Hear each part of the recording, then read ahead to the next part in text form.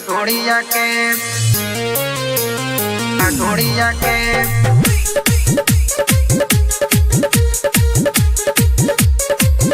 भइल बा दीवाना हमरा ढोड़िया के सुनी बहरा से घरवाया जाई मोर जवनिया के राजा बचाई सुनी बहरा से घरवाया जाई मोर जवनिया के राजा बचाई न तो भत कोई दी देवरवा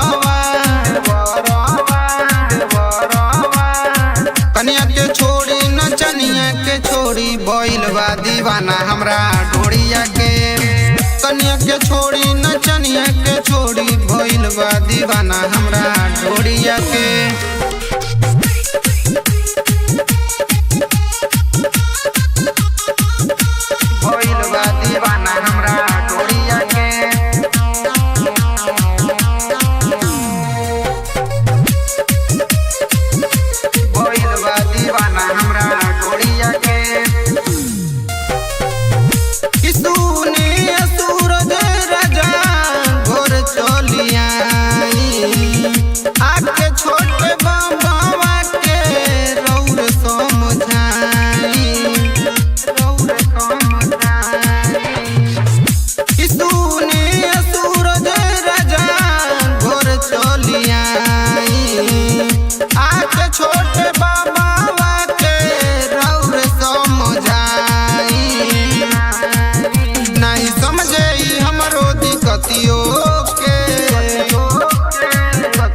कन्या के छोड़ी नचनिया के छोड़ी भइल बा दीवाना हमरा ढोड़िया के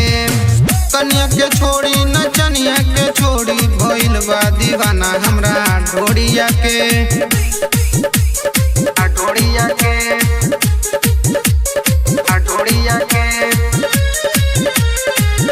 भइल बा दीवाना हमरा ढोड़िया के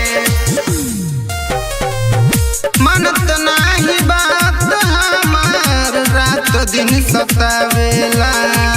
घर घर राजा चुम्मा लेके भागेला मनत नाही बात हमार रात दिन सतावेला घर घर राजा चुम्मा लेके भागेला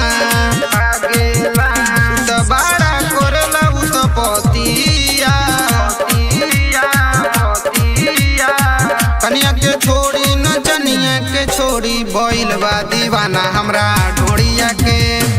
कन्या के छोड़ी नचनिया के छोड़ी भइल बा दीवाना हमरा ढोड़िया के।